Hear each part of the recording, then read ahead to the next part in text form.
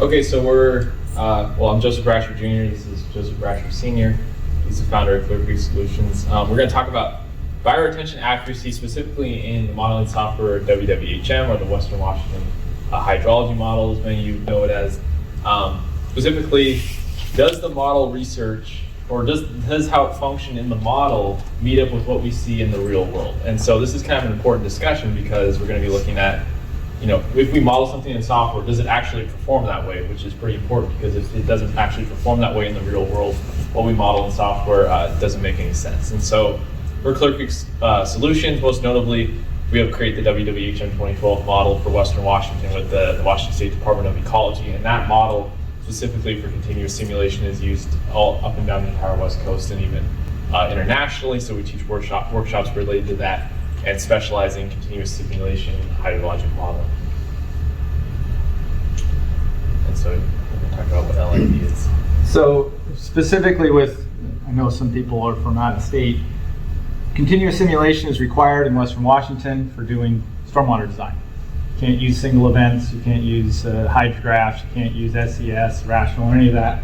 You have to use a model called HSPF, which runs continuously every time step, every drop of water, everywhere in your watershed, using real rainfall, real evaporation.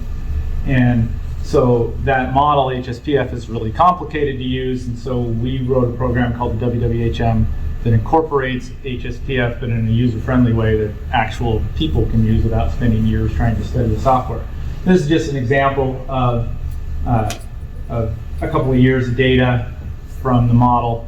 The LID in the model, what's really important about the LIDs is most of what they do performance-wise in terms of infiltrating or evapotranspirating water takes place in between the peaks, in between the large events. It's this stuff that you have to track to see what's really going on with something like a bioretention unit or other forms of LID. So that's what we're talking about with this. Go ahead. People know it by a lot of different names. Basically, they all perform essentially the same, depending on how you set them up. But there's rain gardens, bioretention swales. Different jurisdictions name them different things and require different design features for each one of them. So we're going to be, focusing, calling everything that we talk about it bioretention. So it's a typical looking bioretention unit after it's been constructed. You have surface with the plants where you're trying to evapotranspirate things. You have the medium that's engineered that has a certain performance threshold. In Western Washington, DOE has specifications on what that medium has to be in order to be used. Oftentimes you'll have a gravel area beneath it where you can put in an underdrain. You can put in an underdrain to drain the water out of it after it's filtered through the soil, or it can infiltrate into the existing native soils below. The evaporation is tracked from both the surface and the subsurface. And so, this is just kind of reiterating what the bioretention does. This is kind of a detailed schematic of it. So it can provide water quality and hydro modification, meaning flow frequency or storage requirements. So it can do both, but mostly used for filtering the soil mediums and preventing pollutants from entering the streams. And bioretention is a very effective LID solution and can be used in a variety of ways, sometimes in sequence, sometimes large, sometimes small, and even sometimes broken up in different locations. It just depends. And so Washington State specifies in the Western Washington hydrology model has to be used to model this bioretention facility. And so you can see it kind of has a downslope here as the water is able to filter through the different soil mediums and then go out through an underdrain or eventually infiltrate into the native soil. And so for people who aren't familiar with the Western Washington hydrology model, this is how it's kind of modeled in the software. We use land use basins to determine what our project site looks like in the pre-developed scenario. In this case, we're deciding that it's going to have sea, soil, or till. 2 acres of that is going to be our pre-developed site. And then we're supposing that now with the project being developed, there's 2 acres of impervious area replacing that. So let's just say you had 2 acres of untouched till soil that was forest, and it's got replaced by 2 acres of a parking lot, just for example in this case. And we want to use a bioretention on site to filter that water. And then it's going to go to a final detention facility, and that's what this third element here, that's a detention pond. And so all the runoff's going to that bioretention, filtering the water, meeting one of the stormwater requirements that are outlined in the Washington State or Department of Ecology Stormwater Manual, and then finally going to that detention facility for storage. And so this is what the element form looks like on the right and all the different parameters. And so we run the scenario to determine what kind of runoff we have, and then we model this bioretention to then meet, which 91% is the target we're looking at in Western Washington to meet that percent filter requirement, and the software can automatically size your facility to meet that requirement so that's not too big or too small, that it's just optimally meeting that requirement. Because yeah, you could have a giant bioretention facility that filters all this water, but now it's taking up project space, right? And the client's not going to be happy if half of this development is now a bioretention facility when it was supposed to be something useful. So, and then finally, we get that 91% filter target, and then we can model that downstream detention facility for final sizing. So that's just a quick overview of what it looks like when we model it in the WWHM. And so he's going to talk about a little bit what is actually going on in this bioretention element. So the attempt, obviously, is to try and model what's happening in the bioretention unit accurately as water ponds on the surface and infiltrates into the medium. If you have more water hitting the facility than the medium can handle, it'll pond, even if there's storage capacity beneath it. And then as it goes through the different soil layers, it can eventually hit infiltration, under drain, or whatever. So we had to do some work on the actual physical action of water through a facility like this and come up with the proper representation with the algorithms. So there's a number of equations involved determining flow into the native soil or into the amended soil, and then there's 3 layers possible of different soils. So as the water travels from one type of medium to another, you can have a lot of impacts from that. If the medium below the top, say you got 12 inches per hour from this one and you got 10 from this one, then it'll pile up into the above one up onto the surface before it gets down to the gravel. So it's pretty intense trying to figure out how this water is going to move through different soil layers continuously over time for 60 years. You've got to track everything that's happening all the time through here, including evapotranspiration and then also possible underdrain or native infiltration. Key equations we used were modified green amp to determine how infiltration might take place from the surface into the first subsurface layer. We used the Van Genooten equations to compute the movement of hydraulic conductivity from unsaturated to saturated, and also to compute matric head. And then we also used Darcy's equation, Darcy's law, to transfer the water through the soil and then as it moves from one layer to the other. And solving each of these equations allows us to determine how water will move through the soil, with the ultimate goal of trying to actually represent what'll happen when people build these things. Somebody goes and builds bioretention somewhere, we want to model what's actually going to happen, so when it's filtering the water, it actually filters the water. So this is just an example of the equations, some of the equations used to do the calculations. There's a paper that comes with our model that it kind of goes into more detail about how this actually works. It's a pretty involved process, but essentially this is what we use to do the math. Go to the next one. So go ahead. So this facility that we designed in WWHM 2012, we saw the modeling scenario. Does this actually reflect what happens in the real world? This is an important question. And so there was enough long-term study to kind of determine its real-world effectiveness. And so the performance of the soil layers, infiltration, and storage are pretty paramount to determining how this can be used as an LID. And so the model, WWHM 2012, assumes that these facilities will be built properly as outlined in the model. But as we go into the research, we're going to find some interesting findings. So there was a SAM study done it's actually in phase 2 now. That says phase 1, but it's actually in phase 2. Regarding these bioretention facilities, we have members of our company working in this research. And so in the second phase of the study, so both those phases did focus on the bioretention performance. And so we'll look at the matching of the flow performance between the model results in the model and then what we actually observed out in the field, and how those bioretention facilities are built in the region, and retrofits were also studied in this case, and then the local jurisdictions are seeking evidence that the bioretention is actually effective to protect water quality and for treatment. And so all 10 of these studied bioretention facilities were constructed in the last 2 years, and the soil that was used in it was coarser than ecology's recommendations, and so we got more infiltration actually in these facilities than we thought, and also the foot traffic will also cause some site disruption. And so one excerpt from it is the WWHM model, built from field measurements of each site, adequately represented observations, verifying accuracy of the model's ability to predict performance. So when the facilities were built properly, the model did a great job of accurately showing that this is how the facilities will perform. But that's the caveat, built properly.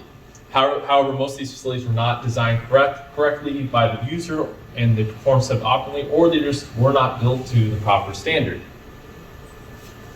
And so some more of the findings, top areas of the 3 facilities were smaller than what was in the design report, so that's going to cause some issues. Infiltration at times were higher because of that coarser soil that was often used, and then some of the water-loving plants were a mismatch for those well-draining soils, and then some of the shrubs tended to survive better. So when the top areas were not actually built to specification, when the soil used was coarser, obviously we're going to have some problems with that in performance because it's not actually being built to what we modeled in the software. So when we actually modeled it properly, built it properly, the bioretention facilities performed great, did exactly what we needed to. When they weren't built properly, they didn't perform how we need to have them perform, obviously. And so ecology's outlined recommendations for bioretention design. We need to maintain that top area correctly and the under drain guidance, and then develop a checklist, of course, for engineers and reviewers to make sure this process is being followed properly and it's being built properly. Because we wouldn't cut corners, hopefully, on anything else like a building design or a road. You're not going to accidentally make it the lanes 3 feet shorter on each side, right? We need to actually do this right to make sure it performs to the capabilities that it needs to. And so just some more of the implications, which I've already kind of discussed, is that when they're designed properly, in WWHM does a great job at determining how they actually work. When they're not built properly, not so good. So we really need to be thorough as hydrologists and engineers, and when we're using WWHM to actually accurately design these facilities and be constructed properly. And so you're going to give your thoughts on the research. So the other part that I think is the interesting takeaway is that when we went out in the field and said, oh, this is what they actually built, when we put that information into the model represented what the monitored performance of that facility was. So it gave us a lot of confidence that the model is actually representing what takes place over time in the real world when these facilities are built. So in that sense, that was relief, because when this whole thing started, people weren't building bioretention units. We developed the algorithms to model it before they were even being built. Then we created the model, people started designing and building them, went back and said, okay, did we do it right the first time? And we took a look, and the results show that, yeah, we pretty much nailed it. So that was kind of a relief for us as the developers of the software. I also want to note that many researchers are indicating that bioretention is a great job to filter out the pollutant known as PPD, which comes in car tires, which is kind of determined to be very bad for the local salmon population and pollutants in the sound and otherwise. So it's able to filter out that PPD pollutant. Most other kinds of facilities are not able to filter that out, and, because car tires, there's so much on the roads and so much when it rains continuously like it does here, a lot of that is ending up in the wildlife in the stream. So just something important to point out. These are the different sources, and we have 5 minutes for questions.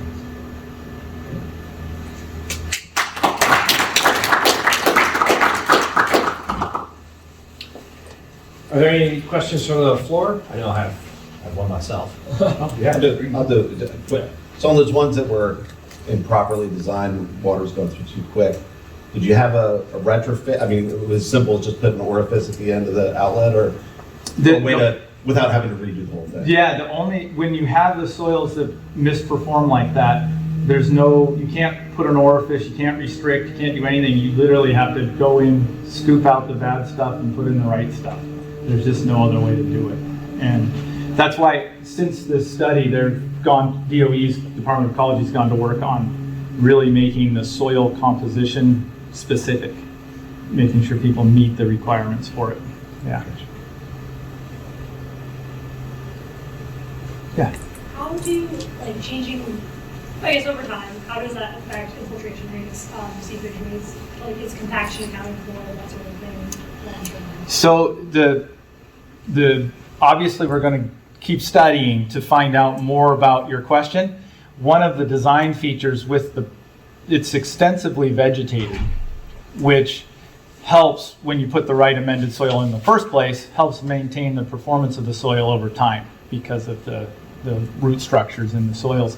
So that does as much as it can. Most of these require that you come in, there's a mulching layer a few inches on the top, and they'll often require that over time you have to come in and scoop that out and put a new one in. And that keeps a lot of the siltation problems and other things from happening. So there's some specific design criteria to sort of deal with that. It'll be interesting 10 years from now when we're studying this to see how they work over time. Yeah, most jurisdictions require some form of maintenance over a period of time from when the facility's been built. It depends on the jurisdiction, but most of them require some form of maintenance for that. Yeah. You built these associated with like new freeways or highways, and do they count as some kind of wetland mitigation?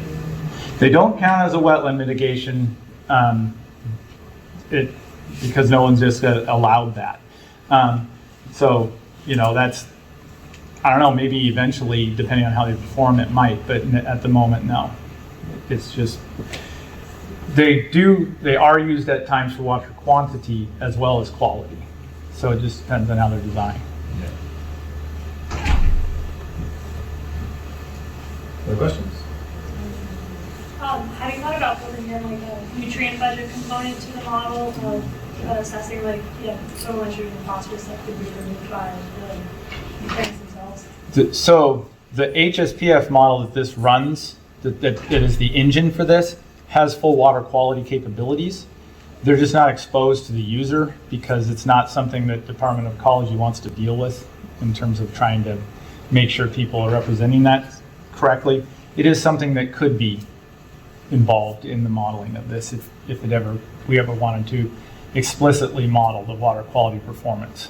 I mean, there's so many features on this fire retention form just to begin with, and there's already a learning curve with learning the software. You start to overwhelm people with features that 1% will use, and sometimes you get problems with that. Yeah.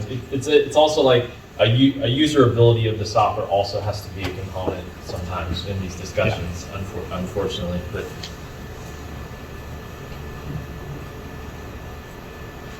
other questions? I'm going to exercise moderator's privilege. So I always find it fascinating. There's a dearth of follow-up studies just in science generally, and so to see the follow-up on testing the model to implementation is fantastic. That's very cool.